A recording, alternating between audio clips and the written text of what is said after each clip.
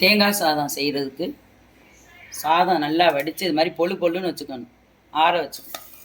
5 பிள்ளைங்கள் கட்டுறதுனாலும் நல்லா பெரிய பாத்திரத்தில் போட்டு ஆற வச்சுக்கணும். நான் இப்போ 2 பிள்ளைங்கள் கட்டுறதுக்கு எடுத்திருக்கேன். தேங்காய் இதில் 1 கப்பு போட்டுக்கணும். வரமிளகா, கருவேப்பிலை, கடுகு, உளுந்தம்பருப்பு, கடலைப்பருப்பு தாளிக்கிறது.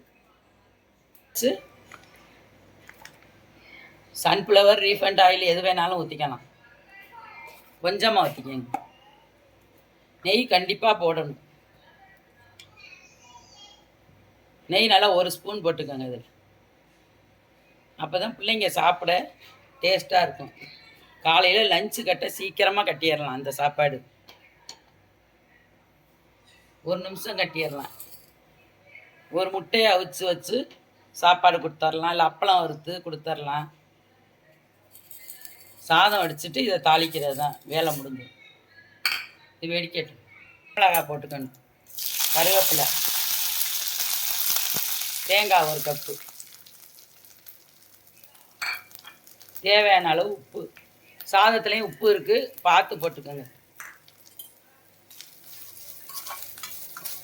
நிறையா வேணும்னா அளவை கூட்டிக்கங்க. இந்த மாதிரி கிண்டையில்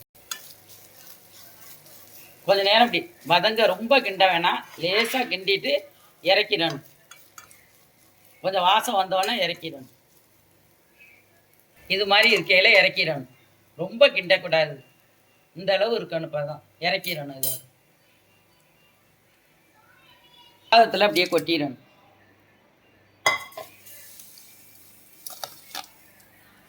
அப்படியே கிளற வேண்டியது. பொழுச்சத்தில் எடுங்க. சாதம் ரெடி ஆயிடுச்சு. இது மாதிரி காலையில் லஞ்சுக்கு சீக்கிரம் பண்ணி கொடுத்துடலாம். 1 நிமிஷம் தான். இந்த வீடியோ பிடிச்சிருந்துச்சுன்னா லைக் பண்ணுங்கள், ஷேர் பண்ணுங்கள், சப்ஸ்கிரைப் பண்ணுங்கள்.